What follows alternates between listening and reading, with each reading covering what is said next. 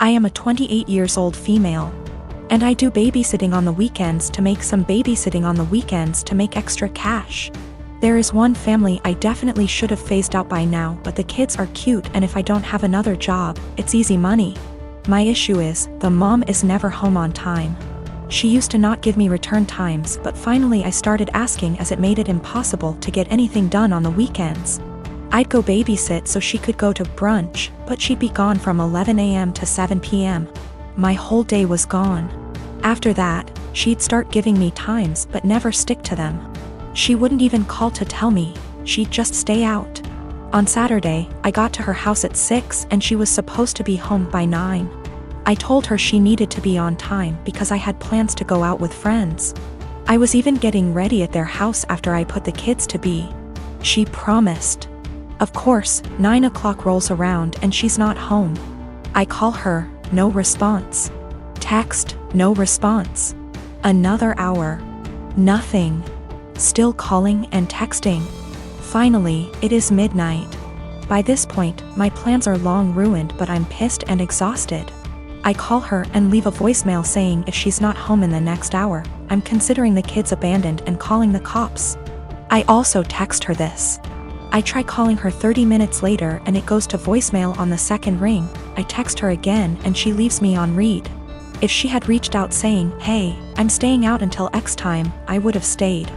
I don't know any of her family nor the father of the kids, so I can't call them. I gave her a grace period of 15 minutes and tried calling again, finally called the cops, non-emergency line. They showed up and I showed our agreement in text from earlier in the week confirming that she'd be home by 9. They tried contacting her, didn't answer. I was dismissed and they took the children to the police station. I go home and go to bed. I am awoken at 3 a.m. by a frantic call. It's her. Where are the kids? Why am I not here? I tell her I followed through on my threat, check the police station. She cursed me out, I hung up and went to bed. The next day, she sends me an essay saying the kid's father was called and there's a DCF investigation launched against her. She called me every name under the sun, but I didn't think I was wrong until I spoke to a friend with kids. She said I should have just waited it out and refused to ever sit for her again. She asked if her potentially losing her kids was worth me being petty. I am a 35 years old female. I don't have the best relationship with my husband's mom. Since day one she tried to make remarks and compare me to her. She then tried to get on my good side and started overly praising everything I do and sometimes even copying me, like that one time when she dyed her hair purple just like mine, and when everyone pointed out how ridiculous she looked. She actually blamed me and accused me of trying to make a joke out of her. So, anyways, my husband and I took 2 weeks off work to go visit some places out of the country, tourism in other words. Thing is, I was the one who saved up for and arranged for the trip. My husband was responsible for booking the tickets. My husband's mom wanted to come along and threw temper tantrums when I said no. She called, texted, sent people to talk to me into letting her come. Even threatened to call the police and make some complaint up to get us to stay if she can't come. My husband said we should just take her, but I told him he was wrong to tell her about the trip in the first place. He gave me an ultimatum. Said he wouldn't go if she can't come, and I told him I'd gladly call his bluff, which made him take his words back and say, fine. I will tell her to stop it because we won't take her. Things got quieter, suspiciously quieter. The day of the trip came and we got to the airport at 2 p.m. My husband was walking ahead of me and was looking left and right like he was looking for someone. I asked him, but he didn't respond. He led me to the waiting area, and first thing I saw was his mom standing there with her luggage.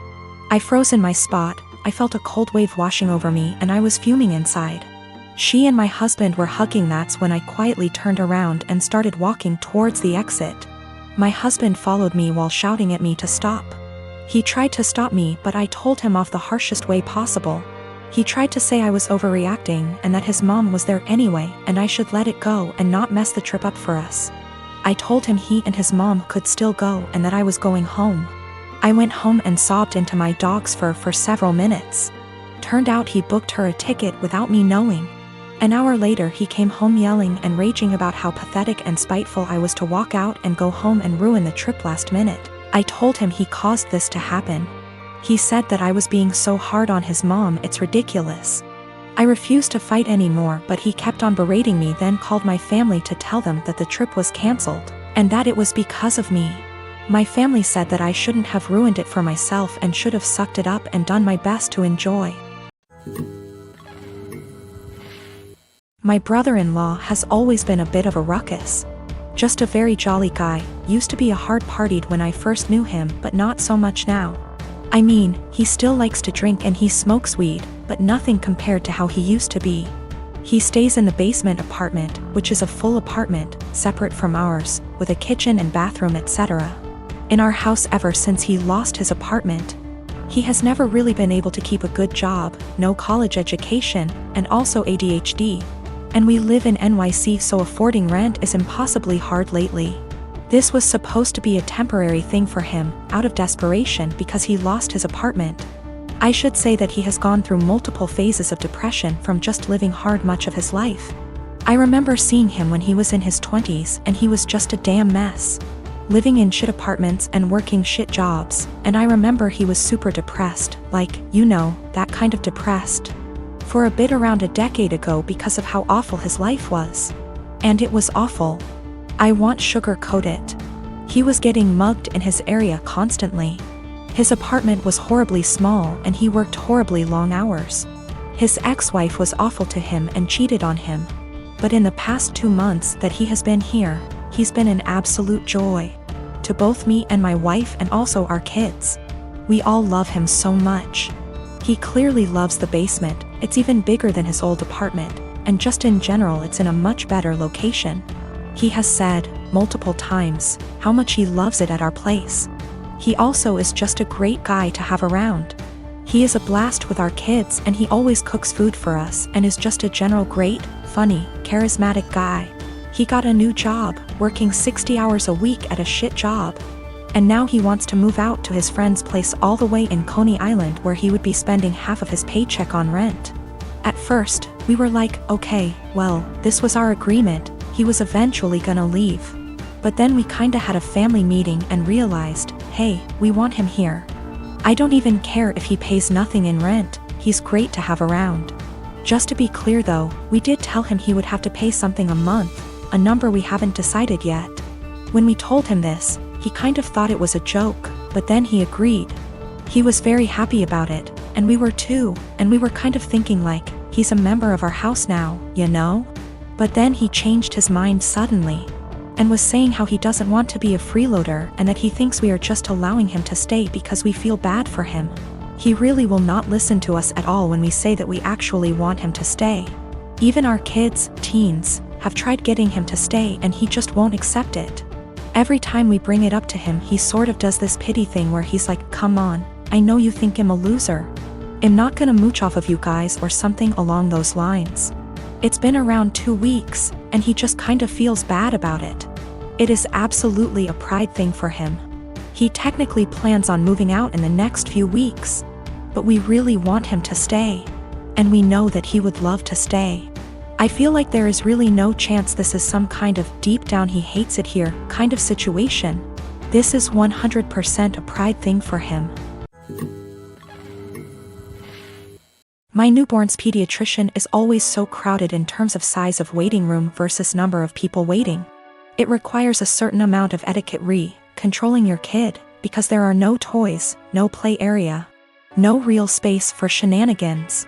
Enter lady with 4 kids, a newborn, 2 toddlers, and a kindergarten-aged kid, little girl in question here.